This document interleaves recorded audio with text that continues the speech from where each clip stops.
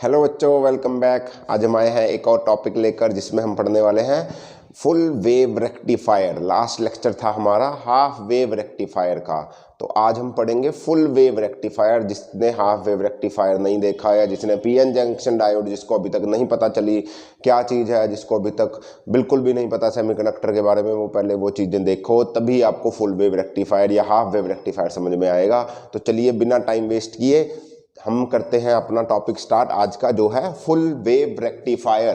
तो सबने half wave rectifier पढ़ रखा होगा, तभी मैं होपफुली मान सकता हूं कि आप लोग फुल वेव रेक्टिफायर देखने आए हैं। नहीं भी पढ़ रखा, थोड़ी सी बातें बता देंगे हाफ वेव की। अगर पढ़ रखा तो बहुत अच्छी बात है। तो फुल वेव रेक्टिफायर में क्या होता था, देखो हाफ वेव रेक्टिफायर में क्या होता था। एक पीएन जंक्शन डायोड होती थी, एक ट्रांसफार्मर होता था, स्टेप डाउन ट्रांसफार्मर, जो आपको पल्सेटिंग डीसी देता था। बट जब भी नेगेटिव सर्किट आता था एसी करंट का, तब आपको डीसी नहीं मिलती थी। तो क्या हुआ कि हाफ वेव रेक्टिफायर की एफिशिएंसी थी वो बहुत कम थी। वो बहुत कम कितनी थी? हाफ वेव रेक्टिफायर जो था वो अप्रॉक्सीमेटली 40.2% एफिशिएंसी देता था। हमें लॉसेस बड़े ज़्यादा हो रहे थे। आप देख रहे थे सिर्फ यहाँ पर डीसी मिलती थी, यहाँ पर प्लेन मिलती थी। जिसको नहीं पता वो देख सकता है, यहाँ से मिलती थी डीसी और यहाँ पर कुछ नहीं मिलता था, प्लेन। यहाँ फिर डीसी, यहाँ प्लेन। लॉस बहुत ज़्यादा हो रहा था। इस चीज़ को कवर करने के लिए हमने बनाया full wave rectifier. Full wave rectifier में क्या किया, थोड़ी सी मॉडिफिकेशन कर दी हमने। एक पीएन जंक्शन डायोड की जगह 2 पीएन जंक्शन डायोड लगा दिए एक ही सर्किट में। ये रहा एसी सोर्स, ये प्राइमरी कॉइल, ये सेकेंडरी कॉइल। यहाँ पर 220 वोल्ट एसी आ रही होगी और सेकेंडरी कॉइल्स की ये कॉइल्स एडजस्ट करेंगे ताकि हमें स्टेप डाउन कम वोल्टेज मिले। ये ट्रांसफार्मर में आप पढ़ चुके हो, तो हमें यहाँ पर कम वोल्टेज मिलेगी और डीसी में भी कन्वर्ट करना है। डीसी में कन्वर्ट करेगा ये डायोड। पहले सिर्फ एक ही डायोड होता था, अब मैंने 2 डायोड लगा दिए। समझो, मान लो इधर से करंट आया, उसका फ्लो है नेगेटिव से पॉजिटिव। ठीक है जी। अगर करंट इसमें इधर से इधर जा रहा है तो इस वाले सर्किट में करंट ऐसे बनेगा। समझे। अगर इधर नेगेटिव हुआ तो इधर पॉजिटिव आएगा। क्यों? Lenz law. जो करंट इसमें पैदा कर रहा है, जो इसमें करंट डेवलप कर रहा है, वो किसके कारण हो रहा है? इसमें करंट फ्लो के कारण। और इस वाला करंट इसी को अपोज करेगा तो इसकी अपोजिट डायरेक्शन में करंट इधर से उधर जाएगा।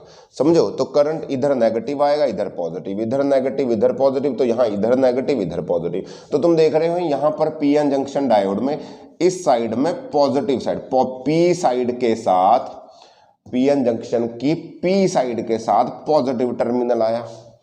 ठीक है, इधर पॉजिटिव है तो इधर नेगेटिव। एक और पीएन जंक्शन डायोड यहां लगा रखा, तो यहां देखोगे इस पीएन जंक्शन डायोड के पॉजिटिव के साथ पी साइड के साथ नेगेटिव अटैच हो रहा है। तो क्या होगा, देखो यहां में बीच में हमने रेजिस्टेंस लोड, कोई भी कुछ भी लाइट लगा दो, पंखा लगा दो, कुछ भी लगा दो छोटा सा, ताकि आपको पता चले रेजिस्टेंस है। तो यहां देखोगे 2 सर्किट बन रहे हैं, एक ये सर्किट, एक ये सर्किट।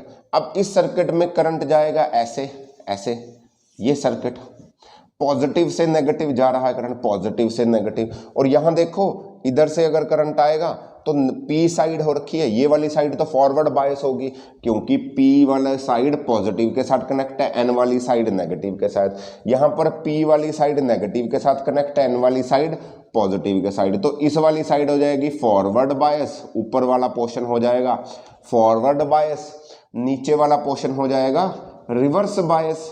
ये बायसिंग तो पता है ना, बायसिंग में कुछ नहीं करते, पीएन जंक्शन को बैटरी के पॉजिटिव और नेगेटिव टर्मिनल से कनेक्ट करते हैं। अगर पी साइड पॉजिटिव से कनेक्ट हुआ तो फॉरवर्ड, पी साइड नेगेटिव से कनेक्ट हुआ तो रिवर्स बायस।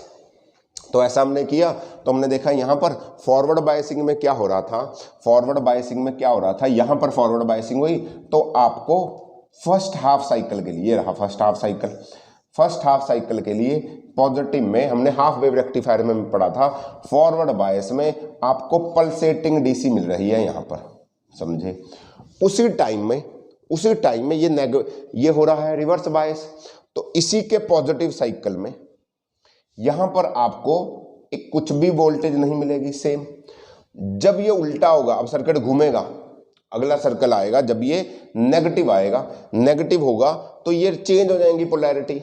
जब सर्किट अब ऐसे चल रहा है, अब करंट की डायरेक्शन रिवर्स हो जाएगी, नेगेटिव साइकिल आएगा इसी का, तो ये पॉजिटिव हो जाएगा और ये नेगेटिव हो जाएगा। समझे हो ना, ये तो पॉजिटिव हाफ साइकिल की बात कर रहा हूँ। ये फॉरवर्ड बायस है तो मेरे को यहाँ पर पल्सेटिंग डीसी मिली, और यहाँ पर इसी टाइम पे नेगेटिव बायस है तो ये पल्सेटिंग डीसी यहाँ पर कुछ नहीं देगा, जीरो देगा, कुछ भी वोल्टेज नहीं देगा, तो दोनों इकट्ठी मिली। जब ये नेगेटिव साइकिल हो गया, ये नेगेटिव साइकिल आया इसका, ये वाला नेगेटिव आया, तो ये पोलैरिटी रिवर्स हुई, करंट अब फ्लो करने लग गया ऐसे और ऐसे, ऐसे हुआ तो इधर नेगेटिव इधर पॉजिटिव। अब इस वाले को देखो, ये हो गया रिवर्स बायस, ये हो गया रिवर्स बायस, और ये हो जाएगा फॉरवर्ड बायस। जब ये वाला साइकिल आएगा, जब ये रिवर्स फॉरवर्ड बायस होगा तो एक और पल्सेटिंग डीसी मिलेगी, और इसकी रिवर्स बायस पे एक और यहाँ पर कोई भी वोल्टेज नहीं मिलेगी। देखो पहले क्या हो रहा था, यहाँ पर आपको ऐसी वोल्टेज मिल रही थी, ऐसे हाफ वेव में, समझे। जब रिवर्स आता था तो कुछ नहीं मिलती थी, फॉरवर्ड आता था तो ये मिलती थी। अब देखो फॉरवर्ड और रिवर्स इकट्ठे आ रहे हैं, इसके रिवर्स में यहीं कुछ नहीं मिल रही, अगले में रिवर्स नेगेटिव साइकिल में एक और मिलेगी, एक और मिलेगी। तो जो लॉस हो रहा था वो हमने कवर कर लिया। एक ही साइकिल में फुल वेव में हमें पहले हाफ वेव में ही वोल्टेज मिलती थी, अब नेगेटिव हाफ में भी हमें इधर से वोल्टेज मिल रही, क्योंकि हमने उल्टा कर दिया। समझ में आई बात। तो इसको बोलते हैं फुल वेव रेक्टिफायर। हमें दोनों साइकिल में, एसी के दोनों साइकिल में डीसी वोल्टेज मिलती है। हाँ, हालांकि डीसी जो वोल्टेज मिलती है वो तो पल्सेटिंग ही मिल रही है, पल्सेटिंग ही मिल रही है, देखोगे पल्सेटिंग ही मिल रही है। इसको सही करने के लिए हाँ हम बहुत कुछ कर सकते हैं। तो हमें क्या मिली, पल्सेटिंग डीसी मिली। पल्सेटिंग डीसी को ठीक करने के लिए हम एक सर्किट और लगा देते हैं ताकि ये प्योर डीसी मिल जाए, ऐसी डीसी मिल जाएगी। वो हमारे सिलेबस में नहीं है, उसको नहीं हमने पढ़ना, हम तो पीएन जंक्शन डायोड का फुल वेव रेक्टिफायर पढ़ रहे हैं, उसको समझो, ठीक है। तो हाफ वेव और फुल वेव में क्या फर्क हुआ। पहली बात, हाफ वेव रेक्टिफायर की एफिशिएंसी थी 40.2 अप्रॉक्सीमेटली, फुल वेव की एफिशिएंसी डबल हो जाती है 80.4%। यहाँ भी मिली, यहाँ भी मिली, लॉसेस कम हो गए, सही है। और ये ज़्यादा फायदेमंद है। कहाँ यूज होता है ये फुल वेव रेक्टिफायर, हर जगह। आपके घर में इन्वर्टर है, आपके घर में इन्वर्टर है जो, वो फुल वेव रेक्टिफायर है, ठीक है। यूपीएस है जो, उसमें जो सर्किट लग रखे हैं वो फुल वेव रेक्टिफायर है। वो एसी को डीसी में तो कन्वर्ट कर रहे हैं। इन्वर्टर क्या करता है, इन्वर्टर क्या करता है, इन्वर्टर कुछ नहीं करता, काम तो सारा बैटरी करती है। बैटरी क्या करती है, करंट स्टोर करती रहती है, बट बैटरी तो डीसी में स्टोर करती है, समझे ना मेरी बात। तो इन्वर्टर क्या करता है, जो घर की जब लाइट आ रही है तो घर में तो एसी आ रही है, तो एसी को डीसी में कन्वर्ट कर कर कर बैटरी को देता रहता है, और बैटरी डीसी स्टोर करता रहता है। जब लाइट गई, जब लाइट चली गई तो हमें क्या चाहिए, एसी चाहिए। बैटरी ने तो डीसी स्टोर कर रखा है, तो वो इन्वर्टर क्या करेगा, इन्वर्टर क्या करेगा, बैटरी की डीसी को एसी में कन्वर्ट करके घर में दोबारा दे देगा। तो इन्वर्टर का तो सिर्फ यही काम है, वो एक रेक्टिफायर की तरह ही काम करता है, एसी को डीसी, डीसी को एसी में कन्वर्ट करता है, समझे। तो वो फुल वेव रेक्टिफायर है, आप जो हर रोज देखते हो। नहीं भी देखा होगा किसी ने, सर हमारे तो ऊपर पड़ा है, हम नहीं देखते हो रोज इन्वर्टर को, कोई बात नहीं। फिनोमिना तो समझो क्या हुआ। फुल वेव में 2 पीएन जंक्शन डायोड लगे हुए हैं। पहले पॉजिटिव हाफ साइकिल में ऊपर वाला फॉरवर्ड बायस होगा, नीचे वाला रिवर्स, ऑपोजिट भी हो सकता है। तो एक में पल्सेटिंग डीसी मिली, दूसरे में वहां कुछ नहीं मिला।